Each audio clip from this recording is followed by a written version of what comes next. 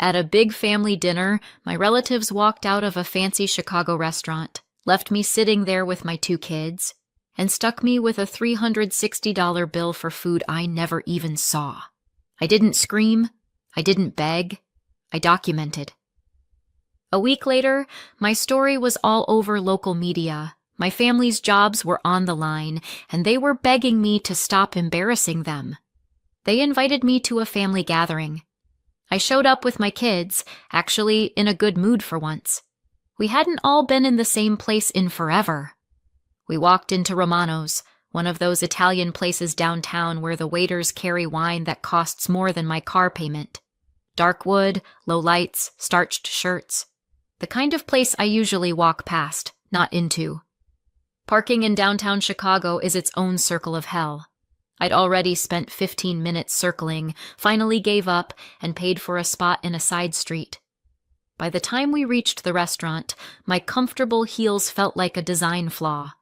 The hostess looked like she'd stepped out of a magazine. "Good evening. Welcome to Romano's. Do you have a reservation?" "Yes," I said. "Under Diane Harper." My mom's name. She was supposedly the one who organized everything, so I used it. The hostess checked her tablet, smiled, and said, "Right this way." She led us all the way to the back, to a big table in the corner, clearly set for a large party. White tablecloth, multiple glasses at each place setting, cloth napkins folded into little swans, 15 seats, and that's where it started. We came up to the table and my whole family was already there, or rather, had been there, because the moment they saw me, they all stood up. Not just stood, grabbed coats, bags, gathered their stuff like there was a fire drill, and they were smirking. "My brother Mike saw me," elbowed Dylan. They both grinned like they'd just remembered a private joke the rest of us were too dumb to get. My mom, Diane, moved first. She rushed over, smile stretched tight like it had been stapled on. "Nicole, you made it. Great. Just great." "Mom, what's going on?" I asked. "Why is everyone leaving? We just got here." She latched onto my arm with surprising strength and steered me toward the head of the table. "Oh, honey, just sit down. Everything's fine. Something came up, but everyone will be right back. Sit here with the kids." I tried to look around her. Jenna, my sister, was putting on her coat, very clearly saw me, and just turned away. Started talking to our cousin Allison like they were at a cocktail party. They both kept glancing at me and then pretending they weren't. "Mom, seriously," I pushed. "What is happening? Did something happen to Dad? Is someone sick?" "It's all fine," she said quickly, practically shoving me into the chair at the head of the table. "Just sit. Order the kids something to drink. Everyone will be back soon, I promise." Mia tugged my sleeve. "Mom, where is everybody going?" I watched my whole family file past us in a little procession, heading for the door. My dad, George, gave me a half wave. Not really a goodbye. More like, "Yes, I do see that you exist." My brothers didn't look at me at all. "I don't know, baby," I told Mia, though my stomach was already turning. Mom patted my shoulder. "Just stay put, okay? I need to check something. Don't go anywhere." And then she was gone, just like the rest of them. So there I was, sitting at a huge table in a fancy restaurant with Mia and Owen. 15 place settings, 3 people. Through the big windows at the front, I could see my family clumping up on the sidewalk, talking, laughing. Every now and then someone would glance back inside. I swear I could see them laughing at me. A waiter came over. Early 20s, that bright customer service cheerfulness glued onto his face. "Good evening. Can I get you something to drink?" I looked at my kids, who were staring out the window, confused. "Could you give us a few minutes? We're waiting for the rest of our party." "Of course," he said, but he hesitated. "Sorry, ma'am. Are you sure they're coming back? I just saw a big group leave a few minutes ago. My heart dropped. "They'll be back," I said. I didn't believe myself. 15 minutes went by, then 20. The cluster of Harpers outside broke apart. People drifted away in different directions. No sign of my mother. Mia started fidgeting, coloring the kids' menu. Owen kept asking when everyone was coming back. I kept feeding him excuses because I genuinely had no idea what this was. Then the same waiter came back. This time he looked uncomfortable. Really uncomfortable. He was holding a leather check presenter. "I'm really sorry about this," he said quietly, glancing around so the surrounding tables wouldn't hear. "I hate to bother you, but the older woman who was sitting here earlier, gray hair, glasses, your mother?" "Yes," I said. "She paid for her group's check and left, but asked me to bring this to you." He set the folder down in front of me. My hands were shaking when I opened it. Inside was a bill, not a paid receipt, a live check. $360 and change. I stared at the total. My brain refused to compute. "Is this some kind of mistake?" I asked. The waiter winced. "She said you'd be covering your portion of the table," he said. "They ordered quite a bit. Appetizers, mains, desserts, several bottles of wine." That's when the puzzle pieces snapped together. The smirks as they stood up. No one meeting my eyes. My mom forcing me to sit and stay put. They had planned this. My own family had planned to stick me with the bill. I dug my phone out with trembling hands. Mom, straight to voicemail. Dad, voicemail. Mike, Dylan, Aunt Linda. Nothing. Finally, Jenna picked up. "Hey, Nick," she said, fake surprised. I could hear voices, laughter, clinking glasses in the background. "How was dinner?" "Jenna, what is going on?" I asked. No sugarcoating left. "Where is everybody? Why am I sitting here with a check for $360? She burst out laughing. Not an oops misunderstanding laugh. An ugly, full-body laugh. "Thanks for the treat, sis," she choked out. "By the way, that whole thing, totally my idea." The noise behind her got louder. Somebody howled. "We figured it was time you contributed something to the family for once," she went on. "Instead of always hanging off everyone's neck." More laughter. I could make out my brothers' voices. Maybe my parents'. Aunt Linda's. "You can't seriously be doing this," I said, even though clearly they were. "Oh, come on," Jenna said. "Don't be so dramatic. Dinner was amazing, by the way. The Alaskan king crab? Incredible. And Mom ordered that Chianti you're always drooling over on the wine list but can't justify buying."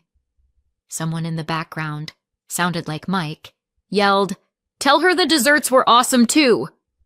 I hung up. I sat there in that very nice chair at that very nice table, staring at my very not nice reality. 2 kids, 1 check. No money. I had maybe $20 left on my card. My overdraft was almost maxed. I'd blown my last spare cash on making sure my kids looked like they belonged in this place. New clothes from Target's sale rack, nothing fancy, just clean and coordinated. "Mom," Mia whispered, "are we in trouble?" Something inside me didn't explode. It froze. My family thought my financial stress was funny. They thought humiliating me in front of my kids was entertainment. They thought I would swallow it because that's just family. They were wrong. I smiled at the waiter. "Could I have 1 more minute?" I asked. "And could you please ask your manager to come over?" The manager was a woman in her 40s with cool, sharp eyes and a name tag that said Violet Grant. I laid it all out, calmly, step by step. How my family had invited me to this big dinner, knew exactly how tight money was, had clearly eaten a small mountain of food while I was circling for parking, then bailed and left me to pay. Violet listened without interrupting. "I'm so sorry this happened to you." she said finally. Unfortunately, the woman who booked the table was very clear that you'd be paying this portion of the check. I get that, I said. But as you can see, I have 2 kids here, and we weren't part of that feast. I didn't order any of this. I can't pay for it. Is there anything we can do? She looked at Mia and Owen, at their too careful posture, at Owen gripping his kids' menu so hard it was starting to tear. Her face softened. Give me a few minutes, she said. We'll figure something out. While she was gone, I made 3 calls. Not to my family, to my contacts. Amy, my friend who runs a small marketing agency. Liz, a reporter at a local news site. Regina, my cousin from my dad's side who's never liked my mom's side and runs a pretty popular blog. By the time Violet came back, the numb panic had turned into something else. A plan. We're closing out your check, Violet said. You won't be responsible for this bill. What your family did is unacceptable, and we're not going to help them punish you for it. I would, however, appreciate if you let them know they're not welcome here again until they make this right. I thanked her about 10 times, collected my kids, walked back to the car, but I wasn't going home yet. I got Mia and Owen settled with a movie on my phone, came back inside, and asked Violet for a copy of the itemized bill. Every dish, every bottle of wine, the total they'd tried to dump on me. When I saw the full printout, my eyebrows nearly hit my hairline. Multiple appetizers, premium steaks, crab, cocktails, several bottles of wine, fancy desserts. Total for their group, a little over $700. They'd wanted me to cover half. By the time we finally got home, I wasn't shaking anymore. I was ready. My name is Nicole. I'm 34, divorced, and raising 2 kids. Mia is 8, Owen is 10. I work as a nurse and pick up extra shifts whenever I can. Every dollar has an assignment before it even hits my account. Rent, groceries, gas, Mia's community center dance class, Owen's City League soccer fees. It's not a tragic story, it's just tight. And my family knows all of this. They've watched me calculate whether I can afford a coffee. They've heard me say no to trips, to outings, to just split the bill, it's fine. Because I literally can't. 2 years ago, I divorced my ex, Jason. Money got even tighter.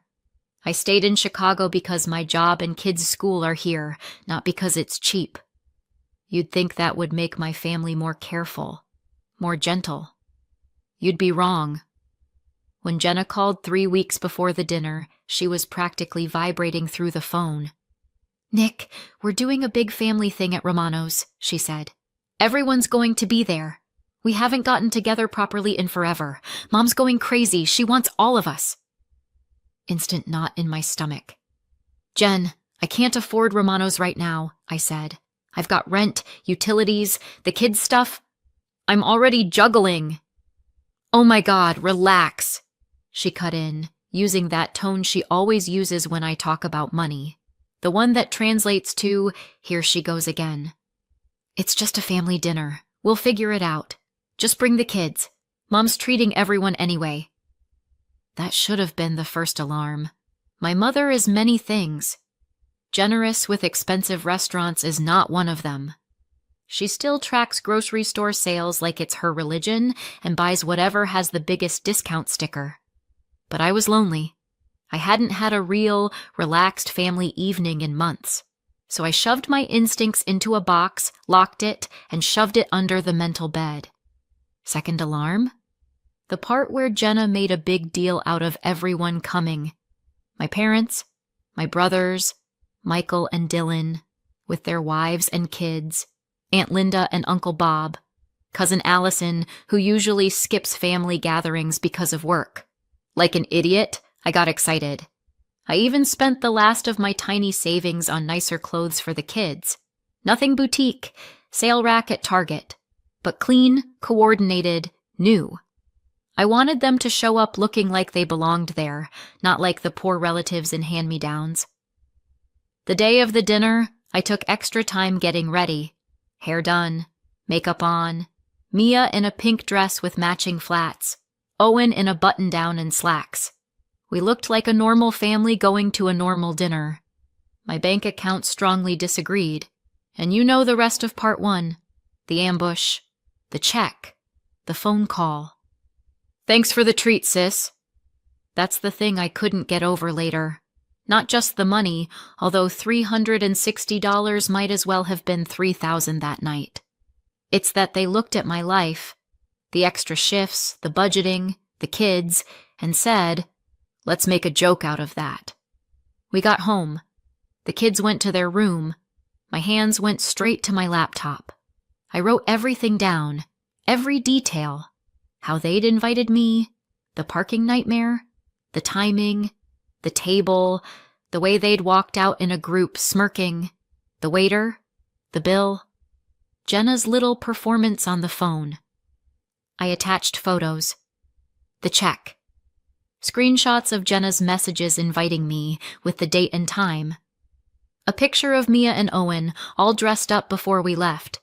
Then I titled the post, My Family's Prank. How they tried to stick me with a $360 restaurant bill. First, I posted it on my own Facebook page. Amy, my marketing friend, shared it in a couple of large neighborhood groups her agency manages. Liz sent it to her editor as a possible human interest story about financial abuse inside families. Regina posted it on her blog with a headline along the lines of, Chicago family's cruel prank backfires in the worst way. And I still didn't stop. I wrote a clear, unemotional summary of events and emailed it, with the check and screenshots attached to my relatives' employers. Mike works in corporate at an insurance company that loves to preach about family values in their ads. Dylan works at the district office for the public school system. Jenna works in a call center for a regional bank. I didn't embellish. I didn't call anyone names. I just described what happened and attached proof. Then I waited. The first response came from Regina. Nick, this thing is blowing up, she said when she called about 6 hours later. It's already been shared over 300 times, and people are furious at your family. You've got a lot of strangers on your side. The second response came from Jenna. What did you do? She screamed into the phone. No greeting. Just straight to maximum volume. My manager just dragged me into her office. Customers are calling the bank and asking why we employ someone who treats her own sister like that. I told the truth, I said. Is there anything in that post that isn't accurate? You're ruining our reputation over a stupid joke. No, I said. You ruined your own reputation. I just turned the lights on. She hung up. The next 3 days, my phone was a war zone. Mom called, sobbing, begging me to delete everything. Dad called, furious, talking about family loyalty and washing our dirty laundry in public. Mike told me his boss had made a comment about how personal conduct can affect how clients see our company. But the most surprising call was from Aunt Linda. Nick, sweetheart, she said, sounding wrecked. I had no idea Jenna planned any of this. I thought it was just a regular family dinner. Then she told us we had to leave right away because the bill was taken care of. I didn't know she meant you. You all walked past me, I said. You saw me at the table with the kids, and you still left. I know, she said, and I am so ashamed. Jenna said it was some kind of surprise for you that you'd understand later. She told us you knew. Turns out Jenna had customized the story for each audience. To my parents, she'd said I offered to pay the check as my contribution to the celebration. To my brothers, she'd said I wanted everyone to leave so I could have some time alone with the kids at the restaurant. To Aunt Linda and Uncle Bob, she'd claimed it was my idea to prove I could handle adult responsibilities. Cute. Meanwhile, online, the story was outrunning all of us. A couple of local TV stations picked it up as a segment about toxic family dynamics and financial abuse. A morning radio host called it the meanest family prank of the year. Romanos posted a statement on their social media saying they'd closed my check because what happened violated their values as a family restaurant. That's when things moved from viral drama to actual consequences. Amy's contacts shared the story in business circles. It sparked discussions about how employees treat their families and what that says about their ethics. A few small business owners publicly commented that they'd be horrified if their staff pulled something like that. The second day after my post, I got a call from a woman named Margaret Taylor. "Nicole, this is Margaret from Coffee and the City on Chicago 24, she said. "We read your story and would love to have you on the show to talk about financial pressure on single parents and setting boundaries with family. Our viewers have been calling in with similar situations." I wanted to say no. The idea of talking about my life on TV to a city full of strangers sounded like a nightmare. Mia changed my mind. "Mom, maybe if people hear you, other moms won't feel so alone," she said. 8 years old, somehow already better at perspective than half my relatives. So I agreed. The interview was scheduled for the following Thursday. I took an unpaid day off. Couldn't really afford it, but there wasn't another option. All week, I prepared. Amy helped me rehearse answers. Liz coached me on how to sit, where to look, what to do with my hands so I didn't look like a malfunctioning robot. The morning of the show, my legs were jelly walking into the studio. Margaret turned out to be warm and calm, the kind of person who makes you feel like you're at a coffee shop, not under studio lights. "Just talk like you're telling a friend," she said. The interview lasted about 12 minutes. 12 minutes that shifted everything. She asked thoughtful questions about money stress, about being a single parent, about what it feels like when the people who should protect you decide you're the punchline. Then she asked what I'd learned. I realized you can love your family and still refuse to swallow disrespect from them, I said. My kids watch what I do. I want them to see that you don't pretend everything is fine when someone hurts you just because they share your DNA. The phone lines at the studio lit up. Margaret told me later they got over 200 calls and messages. My phone lit up too, just in a very different tone. Distant relatives who hadn't contacted me in years suddenly remembered my number. And they were furious. My dad's cousin, Aunt Gail, called me full name serious. "Nicole Harper," she said, like I was 11 and had broken her vase. "What do you think you're doing? Shaming your family in front of the whole country? Your grandmother would be horrified." They tried to leave me with a $360 bill I couldn't pay, I said. They humiliated me in front of my kids for fun. What exactly should I have done differently? "Family issues are handled in the family," she snapped. "You don't go on television every time your feelings get hurt. Now everyone is talking about us, and none of it is flattering." Variations of that conversation replayed several times with different relatives. The family split into camps. One half thought Jenna and the others had crossed a line you can't uncross. The other half thought my going public was worse than what they did. Regina called again at one point. "Just a heads up," she said. "Some of them are trying to coordinate a 'she made it all up' campaign. Letters to editors, angry comments, the works." "Let them," I said. "I've got every receipt." Meanwhile, messages from strangers poured in. A single mom from Portland wrote, "Your story gave me the backbone to tell my sister I can't drop $2,500 on her destination wedding just to be a bridesmaid. That money is my kids' food and rent. Thank you." A divorced dad from Houston messaged, "My ex's family constantly invites me to expensive events and then acts like I'm the bad guy for saying no. Hearing your story helped me realize I'm allowed to set limits and still be a good father."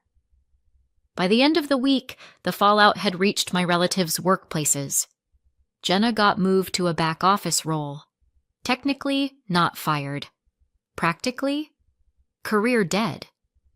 Mike got quietly passed over for a promotion he'd been chasing for 2 years. Dylan's principal pulled him in for a conversation after parents emailed about the story.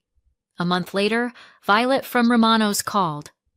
"Nicole, your family came back in," she said. "They paid the original bill and left an envelope for you." Inside, $700 in cash and a note from my mother with one word. "Sorry."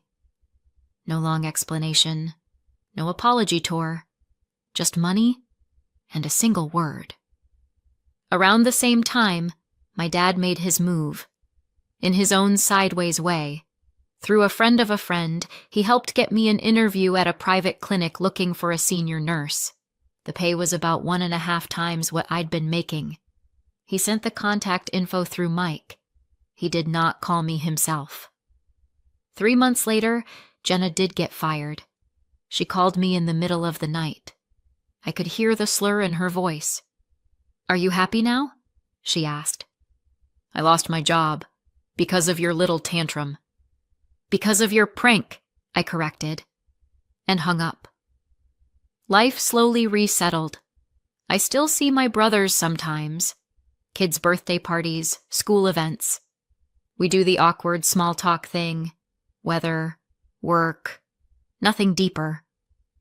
Mike occasionally sends money for the kids, with vague notes in the transfers. Dylan runs an after-school program and let Mia join his group.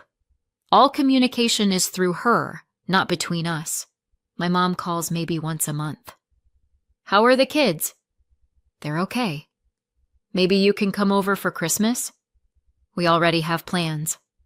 I see. The internet did what it always does. Moved on. Chicago is big. Everyone's got their own disaster. For a couple of weeks, strangers would stop me once in a while. "Hey, are you that woman from the restaurant story?" I'd nod, say yeah, and keep walking. About 6 months later, I ran into Jenna at the grocery store. She'd lost weight and looked older in that tired way you can't fix with makeup. Her cart was filled with the cheapest store brands. "Hey," she muttered. "Hey." "I'm working at a call center now," she said. "For pennies." "I'm sorry," I said, and meant it, in a detached way. I started to turn my cart away when she called after me, "You destroyed this family!" I didn't turn back. The other day, Mia asked, "Mom, why don't we go to Grandma's house anymore?" "Because Grandma made a really bad choice," I said. "She did technically apologize, but words don't fix everything when you've broken trust." Mia thought about that, then nodded. "I get it," she said. "There is no Harper family anymore.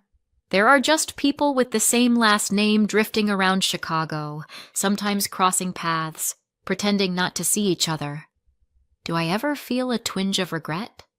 Sure. When I see big families at the park, laughing, passing around snacks, taking group photos. When I see grandparents sincerely enjoying their grandkids. Then I remember that table at Romano's, my kids' scared eyes, that check for $360 that I had no way to pay, and I don't regret a thing. Some bridges, you don't just set on fire. You blow them up so there isn't even a place to start rebuilding.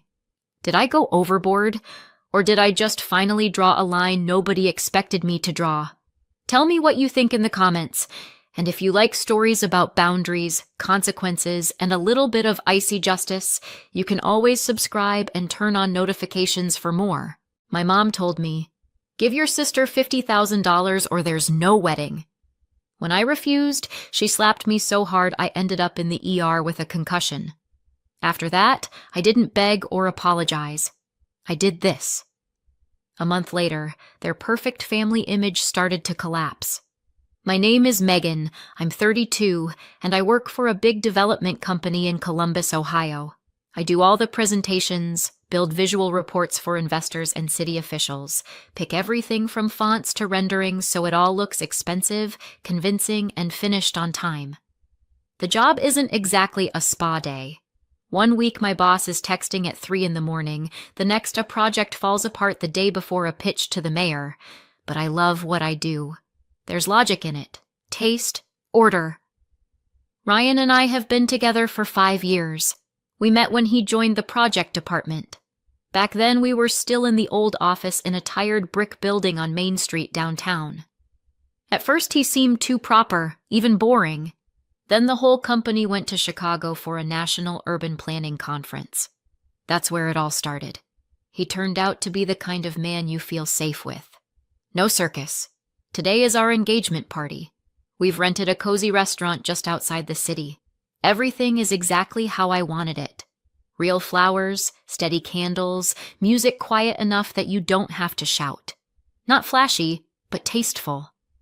I look at Ryan, tall, calm, warm eyes, and catch myself thinking, so this is that thing they call women's happiness. He's holding me by the waist, saying something low in my ear, and it feels like even the air in the room is breathing with us. At the tables, our friends, co-workers, a couple of college girlfriends, Ryan's parents, and even his cousin who flew in from out of state. And of course, my family. Although in my case, family is more of a legal status than a feeling. My parents, Karen and Mark, picked a table closer to the entrance. They sat like they'd wandered into the DMV by accident. Forced smiles, and Brittany, my younger sister, was hunched over her phone, never once looking up from her feed. Standard. Her entire life is Instagram stories and cupcakes. I've lost count of how many iPhones she's burned through. We were never close, and it only got worse over the years. I tried not to notice these little details.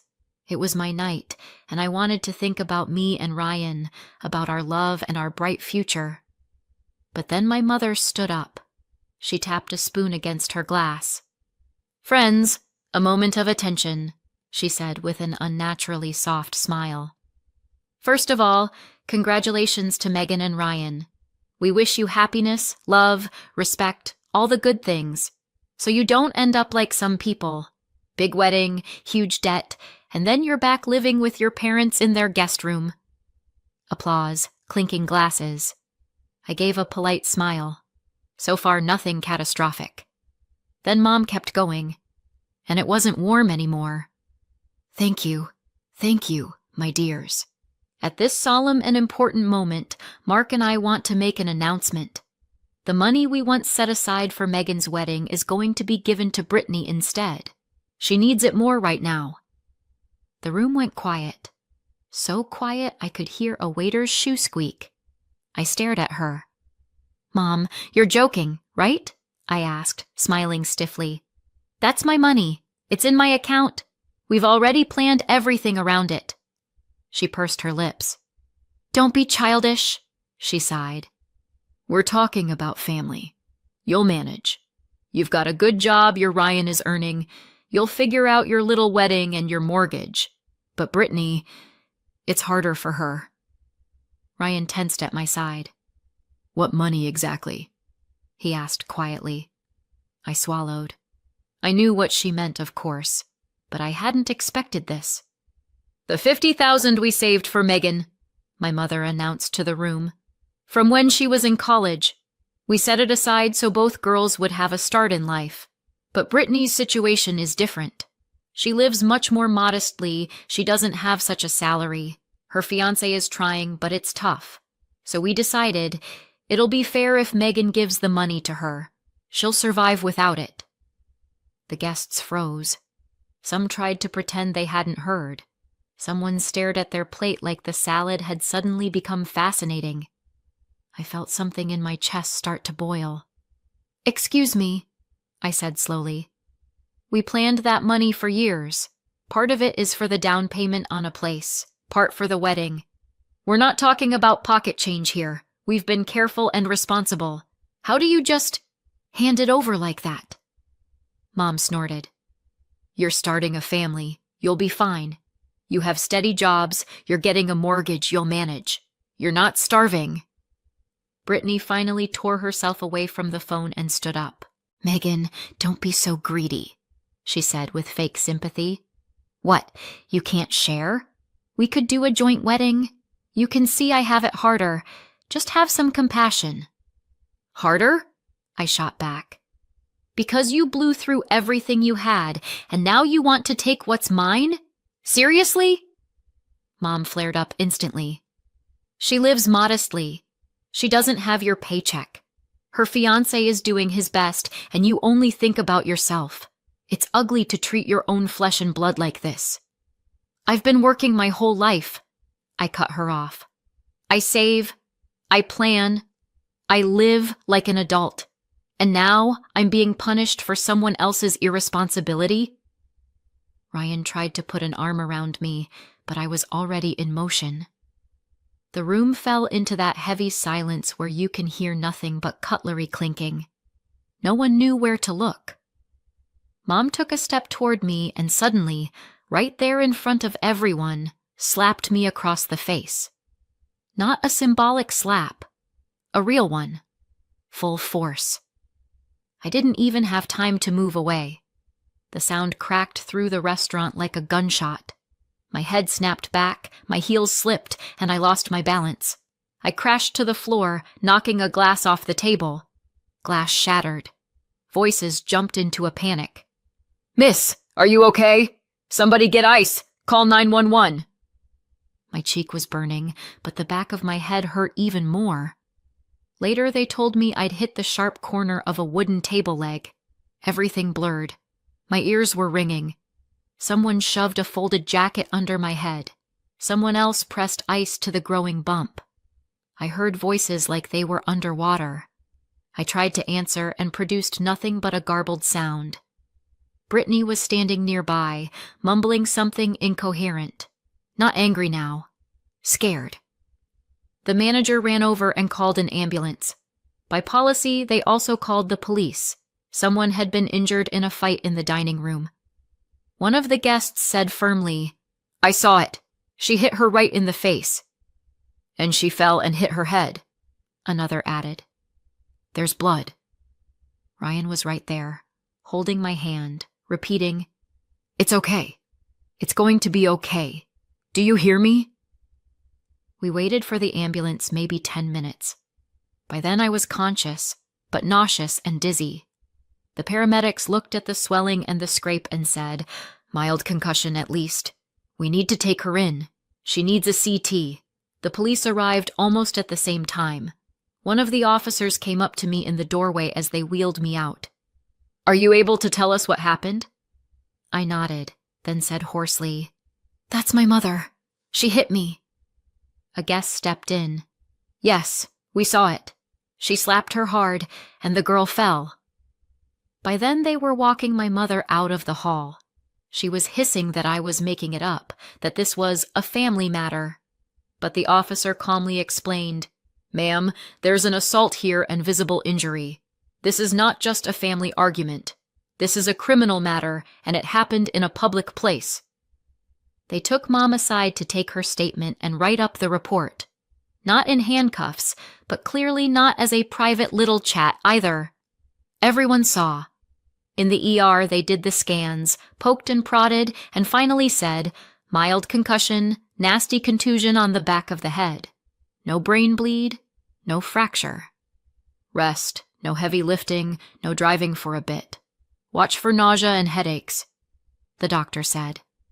"If anything gets worse, come back." I was still in shock. I barely slept that night. In the morning, Ryan came with fruit, documents, and one simple sentence. "Megan, we can't just let this go. I'm with you, all the way." We met with a lawyer that same day. They set us up with Rebecca, a calm, experienced woman in her 40s. No baby talk, no drama, just business. She skimmed the police report, the ER paperwork, listened to us, and nodded. "This isn't just a slap," she said. "This is an assault that sent you to the hospital. There will be a criminal case, most likely a misdemeanor, but still, we can also pursue a civil claim for damages. We'll do everything formally." "We will," I said. "This isn't the first horrible thing she's done, but it will be the last one without consequences." The case moved forward. Questioning witnesses, collecting the restaurant's security footage, the doctor's report. Everything confirmed that she'd hit me and I'd been injured. A few weeks later, there was a hearing. Mom stood there with a stone face. Her attorney mumbled about emotions and moral pressure in a family argument. The judge just smirked. "Families can have conflicts," he said, "but they shouldn't be sending each other to the emergency room." The sentence: a fine, around 200 hours of community service, court-ordered anger management classes and counseling, and $10,000 in restitution paid to me for medical bills and emotional distress. When they gave me the floor, I got up, looked my mother straight in the eyes, and said calmly, "You gave me life. And then you hit me so hard you almost took my health. I don't hate you, but after this, I can't respect you anymore." The judge didn't add anything, just nodded. After court, I moved through the days like I was numb. I hoped this was the peak and that things would calm down from there. Stupid hope. What happened at the restaurant didn't just spoil the relationship, it buried it. Mom stopped calling. Brittany blocked me everywhere she could. Dad? He just disappeared into his usual silent neutrality. Not for, not against, like I didn't exist. I tried not to think about it, but that didn't last long. A little over 3 weeks later, I came home from work, opened the mailbox, and pulled out a thick envelope. Certified mail from a law office downtown. My heart dropped into my shoes. I opened it. First words: complaint. From whom? From my parents. The gist? Unreal. They were suing me, demanding I return the $50,000 they'd once transferred for needs and education. And now, apparently, I'd used the money not as intended. Not for a degree, but for the wedding, renovations, and the down payment on a condo. In their version, it hadn't been a gift at all, but, quote, temporarily placed at my disposal with an informal understanding it would be returned on demand. At first I laughed hysterically. Then I sat down right there on the hallway floor and stared at nothing for a long time. As if it weren't enough that Mom had physically injured me and ruined my engagement party, and because of that we had to push the wedding plans back indefinitely, now she'd decided to land a second, finishing blow. I called Rebecca the next day. I had all the documents, bank statements, the wire transfer details, our mortgage paperwork, the venue contract, even old text messages with my parents. Rebecca flipped through everything and nodded. "The account is in your name," she said. "You had full control starting when you turned 18. There's no written loan agreement, no promissory note, no written conditions." "Right," I said. "It was just a wire transfer from their account to mine." "And you were already in college when they sent it?" "Yes." "Then forget it," she said evenly. "Legally, that's a gift. They can tell whatever story they want about what they meant. But if they didn't bother to put that on paper at the time, no court is going to treat this as a loan, especially since, judging by these statements, you spent the money through bank transfers on reasonable things, housing, wedding, basic living expenses, documented. The fact that they suddenly remembered some secret condition doesn't matter. The judge won't care. I exhaled. Good news, in theory, but the anger was still boiling. "Then why this whole circus?" I asked. Rebecca shrugged. "Because it's easier to blame you than admit they blew money on their favorite child," she said. "They're protecting her, and you're the convenient target." That's when it really sank in. This wasn't just a lawsuit. It was my whole life in miniature. There's always the poor girl, life is so hard for her, and the other one who will manage. For some reason, I'm the one who's supposed to pay for everyone else's mistakes. The next few months were hell. We wrote responses, collected more documents, pulled additional statements, dissected every detail. The case dragged on like they always do. Pre-trial hearings, conferences. My parents sat in the courtroom with Brittany like 3 statues. No glances my way. Just sour faces and eye rolls. Brittany looked like she'd come to a spa day. Full makeup, perfect hair, smug expression. At one hearing, she suddenly stood up and announced that the money had originally been intended exclusively for education, and that the fact I'd lived on it, bought furniture, and a dress was, quote, misuse of funds. Rebecca stayed completely calm. And you, as I understand it, had a similar amount transferred to you under the same conditions? She asked Brittany. Yes, Brittany muttered. Did you spend your money only on tuition and school expenses? Silence. Well, not all of it, she finally said. You dropped out after 2 years, correct? Rebecca continued. Then used part of the money to open a clothing boutique that closed in 6 months. Then bought a new car with what was left. Was that also for education? No answer. The judge raised his eyebrows. Well then, Rebecca said, if the conditions were identical, why are there claims only against my client? Silence again. Even my parents' lawyer looked uncomfortable. For the first time in a long while, I sat up straight and didn't feel guilty. This wasn't just a legal process. It was an attempt to paint me as stingy, ungrateful, difficult, when in reality I was simply inconvenient, standing next to someone's spoiled favorite. Ryan came to every hearing. He never missed one. He just held my hand. Sometimes he'd lean closer and whisper, "Remember, you're not alone. The truth is on your side." It didn't make it easy, but it helped me stay standing. We had to cut back on some wedding expenses. I slept badly. The back of my head still throbbed sometimes where I'd hit it. Occasionally, I'd find myself just sitting in the bathroom, staring at the wall. Exhaustion. Pressure. It's a special kind of shock when your own family is trying to erase you. But I kept going. Because this wasn't about $50,000, it was about respect. For myself, my life, my boundaries. And just when I thought it couldn't get worse, my phone started ringing. First it was Natalie, Ryan's cousin.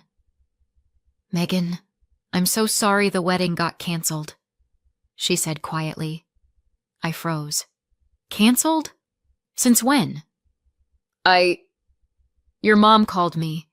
She said you and Ryan broke up, that he cheated on you, that there was never really going to be a wedding." I sat there with the phone in my hand, not trusting what I was hearing. Over the next hour, 3 more people called. Acquaintances, distant relatives, even a college classmate. All with the same question. "Is it true the wedding's off?" At first, I couldn't figure out where this nonsense was coming from. Then someone sent me a screenshot.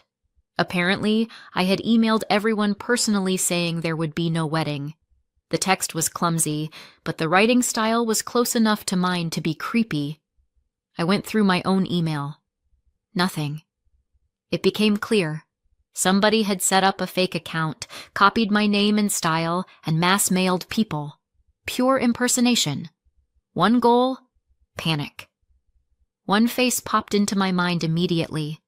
I couldn't prove it. But the whole scheme, 100% Brittany's style. Sabotage had moved from the courtroom into my personal life. I called Aunt Linda, Mom's sister, one of the few relatives who hadn't jumped headfirst into this family circus. "I was just about to call you," she sighed. "Your mom's been telling everyone for a week that you and Ryan broke up, that he cheated on you and you lost it. She keeps repeating there was never really any wedding planned. It was all in your head." I leaned against the wall. At first I felt sick, then just disgusted. "Why is she doing this?" I asked, already knowing the answer. "Because she's protecting Brittany," Aunt Linda said quietly. "She's always covered for her, even when Brittany did downright crazy things. I love your sister, but your mom is like a bulletproof vest between her and common sense, and now she's dragging you down so Brittany will look okay." Those words hit harder than any court document. My own mother was wrecking my reputation to polish someone else's. That evening, Ryan came home, saw my face, and immediately asked, "What happened?" I showed him the fake emails, told him about my conversation with Aunt Linda. He clenched his jaw. "Yeah, I figured," he said. "Your sister messaged me too." He picked up his phone. "She says she has proof you cheated on me," he said. "Look." He turned the screen toward me. Pathetic, badly photoshopped pictures. My face glued onto some stranger's body next to a random guy. The lighting was all wrong, my neck twice as thick. It would have been funny if it wasn't so vile. "Of course I didn't believe it," Ryan said. "But can you imagine? She took it seriously enough to send it to me. She's already shown it to your parents." That's when we sat down and said together, "Enough." We hired security for the wedding, showed them photos of Brittany, my mother, and my father with clear instructions. Do not let these three in. No exceptions. Did it hurt to do that? Yes. But after everything they'd already done, I wasn't about to risk the most important day of my life. On our wedding day, I woke up with a strange mix of joy and anxiety. We picked a modest venue at a small event space with a garden about half an hour outside the city. A little lake, wooden arch, string lights, white chairs on the grass. Real, down-to-earth, human. I stood in the bridal room adjusting my veil. Guests were already arriving, and my heart was pounding like crazy. We'd planned for everything. 2 guards at the entrance, 1 by the side gate. And still. Around 2:30, someone knocked on the door. One of the guards came in, lowering his voice. "Megan, we just stopped a woman trying to come in through the service entrance," he said. "Matches the photo you gave us of your sister. She's got a can of red spray paint in her bag." I froze. Wedding dress. Guests. Flowers. She wanted to ruin it. "Was she alone?" "Yes, calm as could be. Said she just mixed up the entrance." He showed me a still from the security camera. Brittany. Defiant face. Lips pressed tight. "Do you want us to call the police?" I thought for a couple of seconds. I had every right. After the assault, the lawsuit, the lies, the fake photos, now vandalism. But I said, no, just escort her off the property and make sure my parents don't get in either. He nodded. I sank back into the chair I'd just gotten up from and exhaled deeply. I wanted to cry, but my friend Tara was right there. She grabbed my hand and whispered, "That's it. They tried to break you, and you're still standing. That means you've already won. Pull yourself together and go get married. You survived the court mess, the gossip, the photoshopped other man, and a slap from your own mother, with a concussion on top. And you're still here. You know what that means? You beat them. Now get up. This isn't a tragedy. It's your wedding. You owe it to yourself, to Ryan, and to everyone who actually loves you to shine today." I wiped my face and stood up like I'd just put on armor. Uncle Peter walked me down the aisle. Strict, quiet, but when he took my arm, he squeezed my elbow in a fatherly way, and I felt an incredible calm settle inside me. The garden looked like something out of a movie. Summer evening, strings of lights, wooden arch decorated with daisies and wildflowers, just like I'd dreamed. Ryan was standing there, looking at me with those love-struck eyes. Everything else disappeared. Brittany, Mom, Dad. The lawsuits, they all stayed in the past. There was just me, him, and our love, tempered by every circle of hell we'd already walked through. The ceremony was simple, easy. The officiant, a pastor from Ryan's family church, a kind man with lively eyes, said a few short things, all to the point, about patience, respect, how it's not about money. When he said, "I now pronounce you husband and wife," everyone started clapping and congratulating us from the heart.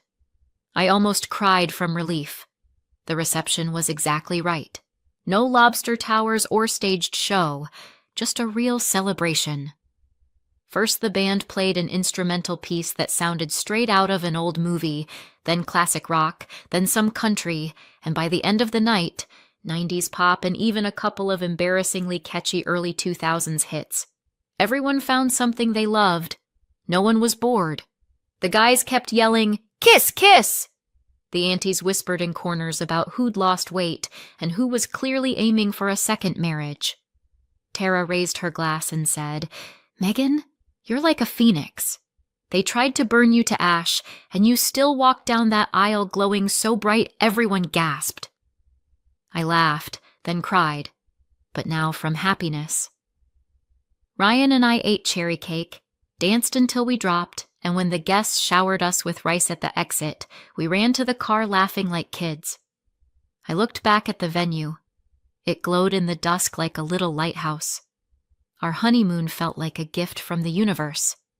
We took off to a tiny town on the Gulf Coast in Florida. No real Wi-Fi, but plenty of ocean, watermelons from roadside stands, and sunrises over the water. No court dates, no hysterics. Just him, me, and seagulls. For the first time in a long while, I could actually breathe. When we came back, we dove into the apartment. We found a small but bright condo in a quiet neighborhood not far from the city. With what was left of the money and our savings, we made a down payment. The mortgage was manageable on our salaries. For the first time in our lives, we weren't just throwing money into rent. We were paying for our future. Not a mansion, but cozy, comfortable. What else do you need? We were setting it up ourselves, hanging shelves, assembling the IKEA couch, arguing in Home Depot over curtain rods and tile colors, eating frozen dumplings straight from the pot at midnight, just like normal people. Wedding photos and travel shots went up on the walls, and in the hallway we stuck a cheesy little magnet from our Gulf Coast town, a beach and a sunset. Not the Maldives, but no debt from some crazy wedding package, and a light heart. Most importantly, ours. Home. One Saturday we were wrestling with that damned IKEA dresser. Ryan was grumbling that the instructions were clearly written for robots, not humans. Then he suddenly chuckled and asked, "Who do you think will be the first person to stay over here?" I froze for a second, looked away. A wild thought flashed through my head. Maybe my parents will come to their senses one day and apologize. Or Brittany, maybe. Then I shoved the thought away. I don't breathe in the direction of fantasy anymore. Whoever it is, I smiled, as long as they come with a clean heart. The holidays came and went. New Year's, Easter, my birthday. Each time, no calls, no messages, just silence. At first it stung, especially on my birthday, when not even a text from Mom came. But then I'd remember the slap, the hospital, the court, the lies, the paint, the fake photos, all that filth. And the hurt would step back. Clarity stayed. They are no longer my support system. Probably never were. Sometimes Ryan asks if I believe there'll ever be peace between me and my family. Maybe, I answer honestly. But sorry won't be enough. They'd have to actually change. So far, there's no sign of that. People talked about Brittany's wedding for a long time. They went all out. Champagne fountains, a string quartet, custom dresses for the bridesmaids. But some of our relatives refused to go on principle. They just couldn't stomach how cruelly I'd been treated. Some declined politely. Others said straight out, "We don't enjoy weddings like that." Then the whispers started about the loan my parents took out for all that splendor. Either they took out a second mortgage on their house or even borrowed against Grandma's condo in Florida. All to launder their reputation, like last year never happened. But it did. And people remember. Life with Ryan goes on. We're getting stronger as a couple. At some point it hits me. Family isn't just the people who share your DNA. It's the ones who respect your boundaries, who are happy for you, and who don't humiliate you at every opportunity. I lost a lot, but I gained far more. A home, a husband, friends who stayed, and most importantly, I didn't lose myself. So what do you think? Did I go too far or not far enough? Let me know in the comments, and subscribe for more.